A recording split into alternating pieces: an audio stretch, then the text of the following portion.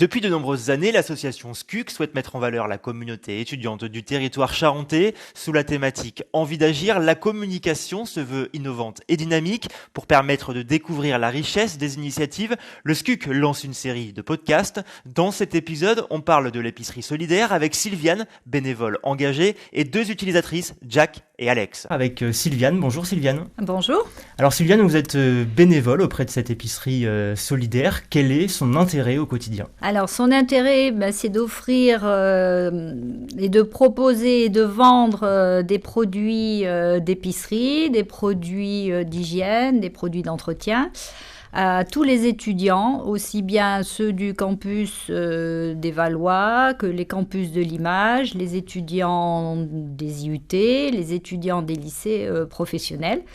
Donc on a répertorié à peu près 5000 étudiants qui seraient susceptibles de pouvoir profiter de ce service d'épicerie solidaire. Nous avons en ce moment deux types de distribution et deux types d'étudiants qui peuvent venir à l'épicerie. En temps normal, on va dire en dehors de cette période de pandémie, les étudiants déposaient un dossier auprès de l'assistante sociale de l'université de Poitiers, Laurence Trébuget, qui leur accordait des droits pour venir à l'épicerie et pour venir acheter des produits qui nous sont fournis par la Banque alimentaire à 10% de leur prix en vente dans les grandes surfaces, ce qui fait des produits à 10 ou 20 centimes. Et depuis le mois de février, la région Nouvelle-Aquitaine, ayant débloqué une subvention spéciale pour les jeunes, en particulier pour les étudiants, nous permet d'avoir tous les produits gratuits. Et donc, une deuxième cohorte d'étudiants vient maintenant à l'épicerie, c'est-à-dire tous ces jeunes, en particulier tous ceux qui sont sur le pôle de l'Image, puisqu'ils sont très proches, qui peuvent bénéficier et emporter tous les produits gratuits qui sont mis à leur disposition. Alors justement, plantez-nous un peu le décor de cette épicerie sociale, où elle se trouve exactement, comment on y arrive et quel est un peu le cadre quand on rentre dans cette épicerie. Alors l'épicerie est située rue de Saintes, tout près du pont de Saint-Cybard, donc elle est, on va dire, au carrefour de la route de Bordeaux et de la rue de Saintes, avec un arrêt de bus à proximité, un parking qui permet de stationner et d'accéder facilement. Bon, c'est un petit local, mais bon, qui est, je pense, assez agréable pour les bénéficiaires. Donc, nous proposons aussi bien des produits secs que des produits frais, que nous avons réussi à nous équiper avec une grande armoire réfrigérée, que nous avons acheté également grâce à des subventions de la Fondation Agir. Alors, on l'entend, le côté passionné dans votre voix. Combien vous êtes de bénévoles à œuvrer à l'épicerie solidaire ? Alors, l'épicerie fonctionne en partenariat également avec Magélis. Donc Magélis a détaché une salariée qui s'occupe le lundi de transporter les produits de la banque alimentaire, de faire la mise en rayon et qui gère l'ouverture du mardi. Et donc le jeudi est géré uniquement par les bénévoles du SCUC.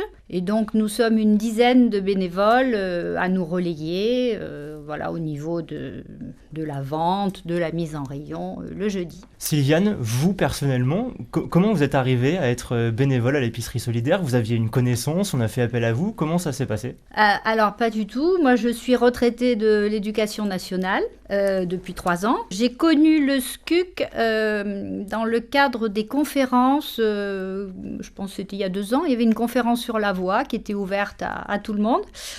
Donc j'ai assisté à cette conférence. À l'issue de la conférence, Nicolas Epinou avait pris les adresses mail des participants et donc je recevais régulièrement toutes les infos sur les services du SCUC. Et à la rentrée de septembre, donc j'ai vu qu'il y avait l'ouverture de la boîte à fringues.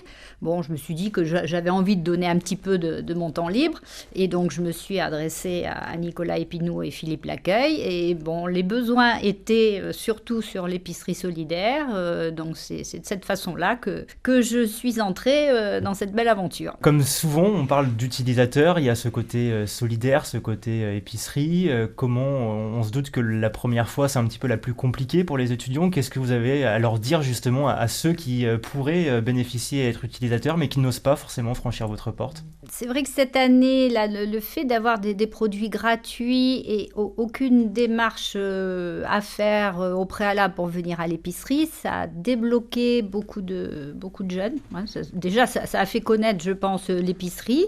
Nous, la complexité, c'est de faire connaître cette structure à tous les établissements qui sont adhérents. Alors moi, ce que je leur explique, c'est on peut tous avoir à un moment ou à un autre besoin d'aide, voilà, besoin d'un petit coup de pouce, qu'on est là pour eux, qu'il y a des subventions qui sont là aussi pour eux, qu'on sait que la vie d'étudiant n'est pas toujours facile, hein, et que en fait, c'est un service. Voilà, on leur offre un service comme il peut y avoir d'autres services au sein de l'association. Mais il faut que les jeunes communiquent entre eux et on les accueillera avec plaisir. Alors nous avons vu avec Sylviane qu'il y avait 2 types d'utilisateurs. Est-ce que vous pouvez nous expliquer, Jack, comment vous êtes rentré en contact avec l'épicerie solidaire? Alors moi, c'est via mon copain en fait qui avait entendu parler de l'épicerie. Il me semble que c'est sa mère qui s'est renseignée pour l'aider parce qu'il n'avait pas de ressources chez lui. Il mangeait presque pas, donc s'est dit faut que je l'aide et tout. Et vu que nos parents peuvent pas forcément nous aider, même s'ils ont la volonté, on est allé voir tout de suite ce qu'il en était de l'épicerie.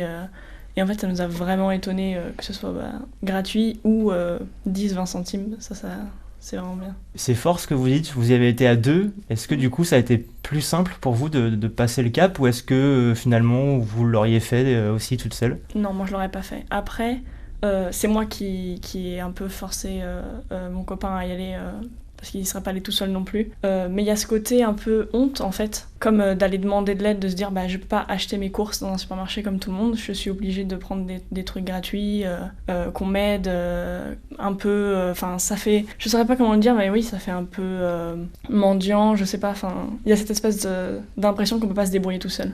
Donc c'est vraiment bien d'aller en groupe, parce que tout le monde en a besoin, en fait. Et on voit ça quand il y a tout le monde devant l'épicerie, que en fait, tout le monde en a besoin. Et une fois la première visite faite, on n'est plus finalement dans cette retenue-là? Oui, en fait tout de suite ça va mieux. On voit que les gens sont super sympas, il y a un accueil qui est gentil, compréhensif. Et via tous les produits, en fait, c'est des trucs qu'on n'aurait pas forcément acheté parce que ça coûte cher comme de la viande ou quoi. Donc ça rassure tout de suite, en fait, une fois qu'on l'a fait. Alex, vous, votre histoire, elle est différente de celle de Jack, puisque vous avez un petit peu fait des démarches administratives avant, c'est ça?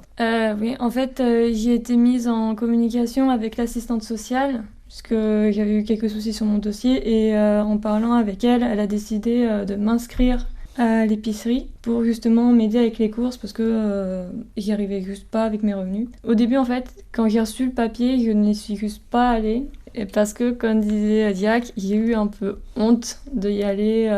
Ça me disait, c'est bête, j'arrive pas à m'en sortir. Je pourrais m'en sortir tous les mois si je faisais attention, sauf qu'à la fin, c'était juste plus possible. Et je me retrouvais dans le rouge. Et donc, j'ai commencé à y aller. Et une fois passé l'appréhension, la gêne, ça a été parce qu'en fait, personne ne vous juge là-bas, mais ce qu'on se sent un peu mal à l'aise. Et on se dit, c'est un peu la honte, mais au final, c'est pas vraiment une honte, c'est normal en fait. Est-ce que votre expérience, vous arrivez à la partager avec d'autres? Est-ce que ce côté, entre guillemets, honte, il vous a quitté maintenant ou c'est un sentiment qui est toujours présent et très peu de vos copains et copines sont au courant que vous êtes bénéficiaire de l'épicerie solidaire?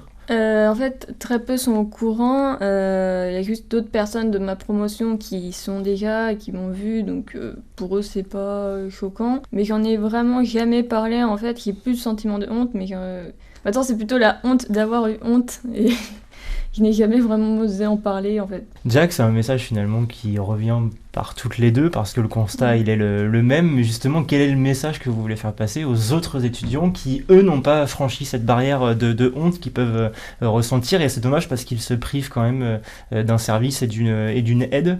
Qu'est-ce que vous avez à leur dire pour les aider ils sont sur le bord de la porte là, qu'est-ce que vous pouvez leur dire pour qu'ils franchissent enfin le seuil? Comme tout le monde, vous avez besoin de manger. Et se priver de manger, c'est pas bien, c'est pas bon pour la santé. Et ça vous aidera pas d'avoir honte, vous allez pas avoir le ventre plein d'avoir honte. Donc à un moment, il faut agir. C'est pas une honte d'avoir besoin de choses, on a tous besoin de choses dans la vie, de coups de pouce. Et justement, c'est fait pour ça. Et même une fois que vous êtes sorti de ce moment de besoin où quelqu'un vous a aidé, et quand vous serez mieux et que vous aurez des ressources nécessaires pour être mieux, etc., c'est à vous aussi de pouvoir être bénévole autre part et d'aider d'autres gens. Et voilà, c'est un cercle ensuite, tout le monde s'aide et c'est fait pour ça, quoi. On sent que le SCUC, c'est aussi ça, quoi. C'est être aidé, puis aider à son tour. Vous le ressentez, c'est vraiment très fort dans cette communauté?